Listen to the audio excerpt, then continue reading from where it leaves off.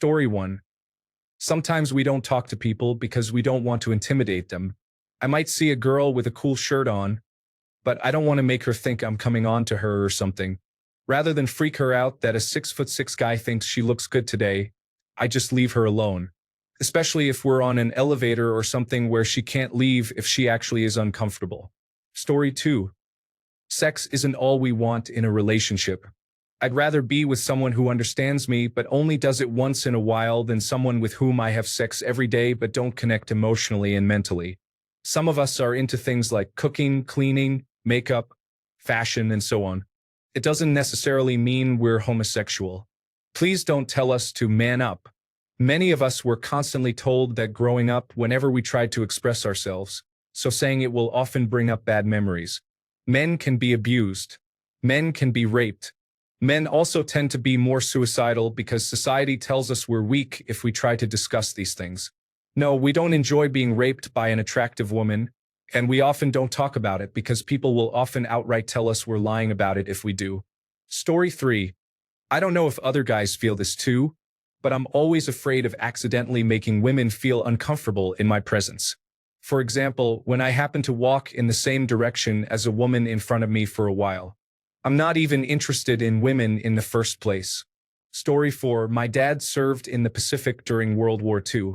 A kid from the Bronx, he had never been out of the Bronx in his entire life. Then he got sent to New Guinea. Decades later, as he lay dying in the hospital bed, he told us. As his young friends were being slaughtered by other young men, just before they died, they always cried for their mothers, never for their fathers, always for their mothers. He said, they were just kids being slaughtered by other kids. And then they died in his arms. Their last words were always, "Where is my mother? Where is my mother? Where is my mother?" Never for their fathers. That affected him for his entire life. And Dad lived a long time. He was the lucky one. Story 5. If you compliment my appearance, I will probably remember it forever. I still remember when a girl in college told me I looked nice with my beard when I first grew it out. I've had a beard ever since. Story 6. After a shower, we have no problem drying our body and face with the same towel. Most of the time we try to dry the face first, then the rest of the body. But sometimes we have to go back to the face. We just hope we use a clean part of the towel. Edit. Clean. My body is clean after a shower. Just, wiping the body, then wiping my face is just kind of, yeah. Story 7. As an older man, we don't expect you to look like a supermodel as we age together. Yes, at times I do see you as I did 30 years ago, and every wrinkle and flaw disappears.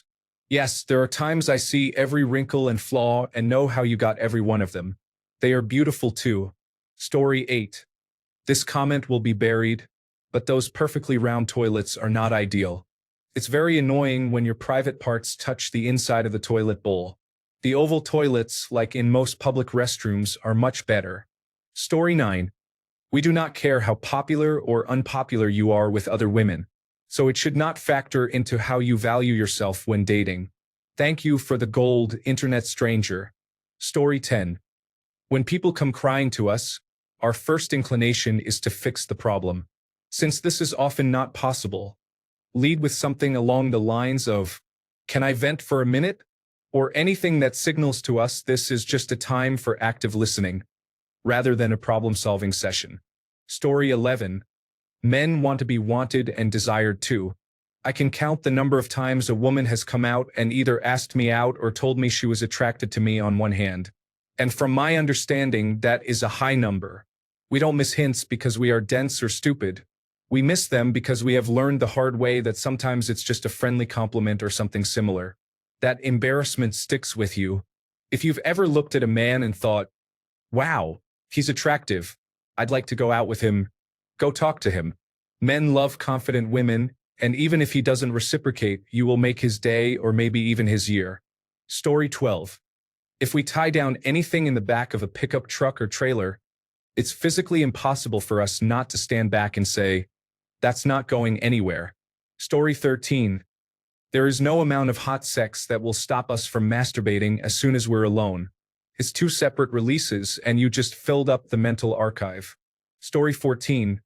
We really do think your hair is good. It looked good before and after you got a haircut. It looked good curly and it looked good straight. It looked good when you woke up and when you made it. As long as it's shaped like the hair we gave girls on stick figures when we were 5 years old, we think it looks good. Story 15. Men can think a woman is attractive without being sexually attracted to her. Men can think other men are attractive without being sexually attracted to them. Some men can have respect for someone's appearance regardless of their gender. It doesn't mean they want to have a relationship with that woman or that man. It just shows a level of appreciation for the way someone looks or the way they carry themselves. Story 16. We do not get the hint. Saying, "I almost broke my neck in the driveway," is not the same as asking us to shovel it. In my mind, I am thinking, "Thanks for the heads up. I will be careful." Story 17. Oftentimes, we genuinely don't care where we go to eat because we're just hungry and want food. Any food. As long as you eat some too.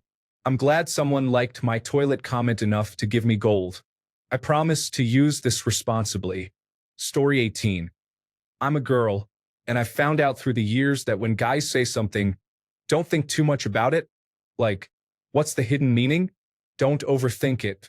Guys normally say things that should be taken at face value. Story 19. The mental struggle we have to go through to not scratch around our groin in a public setting. It will take 100% of my willpower to not do it. The itching can drive me insane, yet the euphoria from actually scratching it is so good. I often imagine this must be what it's like scratching a dog's ears. Story 20. The nod. When you see a guy you don't know or kind of know but don't know well enough to talk to walks by, you give a subtle nod of your head, which they return. I talked to my wife about it, and she confirms that women do not do this, but they sometimes smile instead.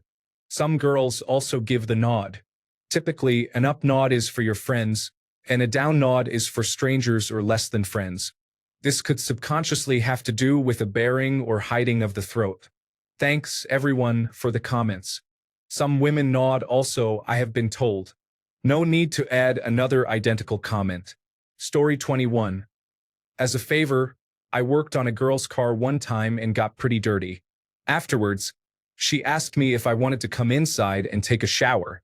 I told her no, because I hadn't brought any clean clothes to put on after the shower. She just kind of giggled. Yeah, us guys aren't exactly too bright when it comes to reading between the lines. Story 22. I had a girl tell me that my haircut looked nice. I've kept that same haircut for 4 years since then. Edit. Hey, thanks for my first gold and silver. Rat. Edit 2. Platinum. Thank you so much. You're a legend. Story 23. Not sure if this is universal, but guys usually have at least one pastime for which the process and ritual are just as satisfying, if not more so, than the outcome. One example is my morning espresso. If I'm making it, being interrupted or rushed is very disruptive, to the point where I'd rather not have started it. For others, it may be washing the car, barbecue, or shaving. But try to mind when guys are doing something where the means are an end in and of themselves. Being able to fully invest in these gratifying rituals is fulfilling to a surprising degree. Story 24. I'm not staring at you. I'm zoned out, thinking about how I'd start a brewery in medieval England while my eyes just happen to be facing your direction. Story 25.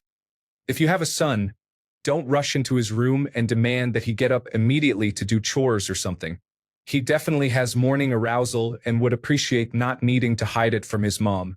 Give him about 5 minutes. Story 26. Guys have almost zero ability to hold a grudge if an apology is genuinely offered and accepted. Most guys have a great friend in their lives that started out with some misunderstanding but worked itself out. Women can nurse a grudge in ways most men cannot imagine. Story 27. Just because I got pee on the wall doesn't mean I'm being lazy. It's because it decided to come out in a different direction than where the hose was pointed. Just to clarify, I did clean it up, but at 6 in the morning sometimes you miss a spot. Story 28. Morning wood can be cool for wake-up sex. Not cool if you have to pee. We have to do all sorts of acrobatic maneuvers to pee. I myself like to do the Michael Jackson move. Story 29. It's not that we can't take hints. We are just afraid of looking too far into something. If someone is flirting with me, I have the dilemma of, is she actually into me, or is this just how her personality is? Story 30. We don't literally talk about breasts for hours as some of the folks over at BuzzFeed would lead you to believe. At most, it'll be like this. A group of guys are sitting in the den watching the game. One says, "You know who's pretty hot?" "Who?" Insert celebrity name or name of girl from class or work. "Oh yeah, she's pretty attractive." I think I speak for most guys when I say it's awkward to talk about sex in massive detail, and it can get pretty uncomfortable. Story 31. There is an unwritten rule of bathroom urinal etiquette that is never taught to young men but is somehow universally known. When a man enters a public restroom to use the urinal, he should occupy every other available urinal from other urinating men. This means the prime positions are in urinals 1, 3, and 5 if available. 2 and 4 should only be occupied if there are no other choices. Story 32. Only weirdos choose to urinate in the urinal next to you when there are plenty of open urinals along the wall. Also, if we have to use the toilet to urinate, we tend to aim at the side of the bowl to make less noise. Story 33. When we come home from work, we could use some downtime to do nothing. The car ride home does not count. Give us 20 to 30 minutes without unloading. This may be true for everyone, but having a moment to just be dormant on your couch or in front of the television lets our body and brain say, "Work is over, and you can put it behind you." Story 34. It's actually not always so easy to get an erection. Sometimes he is tired, or he is nervous or worried, or he is on medications that make it difficult. Antidepressants are notorious for this or any number of things. The stereotype is that men are always ready to get up and go, but this is far from true. So do not expect it, and do not be offended when his penis does not want to play, even if he does. Story 35. If we have a goofy hobby and you take interest in it, even the slightest, we love it. I am a big gamer, and my wife, who also plays games but not the same ones I do, will often watch what I am doing, ask about the game, and generally take an interest. Her saying, "Oh, are you looking forward to Anthem?" is really cool, and I appreciate her interest. It would be so easy for her to pay no attention, and her doing so makes a big difference. Story 36. Not knowing is difficult. I learned not to constantly text a girl's phone, so I don't send more than 1, maybe 2 messages. Being left without a response and thinking about what exactly went wrong to not get a reply really feels bad. Having to play it cool when I like someone to avoid scaring her off is challenging too. Story 37. We don't understand hints, so be completely clear about what you want. We can't simply assume or feel the complete meaning just because you told us 1 or 2 things about it. Story 38. That when you ask me what I'm thinking and I say it's nothing, it's just that it would take too much effort to explain why I'm deciding if Bruce Lee trapped in a bionicle would be able to fight off waves of small animals like the Pickle Rick scene. Story 39. Most guys, at least those that I know of, compliment other men in their heads but don't say it aloud so that we aren't mistaken for being gay, which there is nothing wrong with. I compliment my best friends just to see their faces light up. I think more men need to get complimented on small things. It doesn't happen that often. Edit. Hey everyone. Thank you so much for the replies. They were a pleasure to read. Story 40. We provide a valuable toilet cleaning service, which is underappreciated by removing any stains that might be clinging to the inside of the bowl. Story 41. If you want something, just ask us. We are task-oriented. Saying, "I'm cold" won't always register to us as, "I need a blanket. Can you get me one?" And if you're mad at us for something, just tell us, and we will probably stop doing that thing if it's realistic. Don't just fester in your anger for days and wonder why we don't care. We do, we just have no idea what you want us to do. For those wondering, yes, I did get this from the Owen Benjamin bit, and I highly recommend giving it a watch. Story 42. Dudes can be crazy starved for touch. Or maybe just Americans, but generally, if you want to be there for your guy, scratch his head or his back. Hold his hand, put your hand on his leg. Do that thing where you lock arms or elbows when you walk. When I'm frustrated or in my own world stressing about money or what I have to do later that day, it really brings me back and grounds me to enjoy the moment with my girl. Take care of your man. Thanks for the silver. Also, Since this is getting a bit of attention, guys, tell your significant others that you like the affection, even if it's super awkward. You all deserve it. Can be a nice moment for the two of you. And girls, don't be afraid and think your guy is creeped out by it or that they don't like it. We probably need a second to process it. Thank you for a gold and a platinum. I'm happy so many people can relate, but sad because a whole lot of dudes are in the same boat. Share the love. This earth is too small and goes too fast not to. I hope any couples reading the threads and talking can grow just a little bit closer from it.